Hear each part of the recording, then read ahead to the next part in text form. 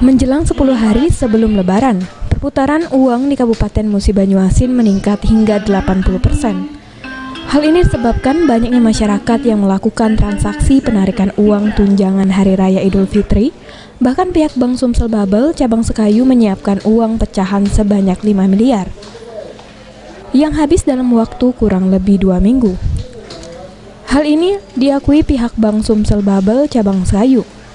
Jika ada peningkatan transaksi penarikan di akhir Ramadan ini, sebesar 80% dari Bank Sumsel Babel sendiri telah melepaskan uang sebesar 100 miliar rupiah dalam transaksi penarikan di 2 pekan terakhir.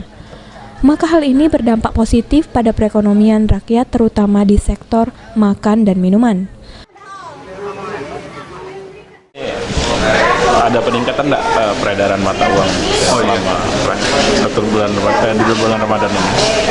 Minggu sampai dengan 10 hari ini terjadi peningkatan dalam rangka menjelang Hari Raya Idul Fitri.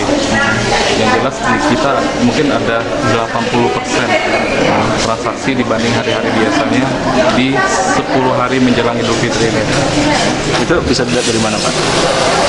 Itu terutama dari dana yang kita lemparkan ke masyarakat. Itu adalah mungkin dari pencairan tunjangan hari raya baik perusahaan swasta maupun ASN. Ya. Pak, ini berapa besar sih kisaran dana yang sudah beredar di masyarakat dari Bank Sumsel? 10 hari terakhir ini mungkin sudah mencapai 100 miliar rupiah dan pertukaran uang baru mencapai 5 miliar rupiah. Ruzi Iskandar, PAL TV.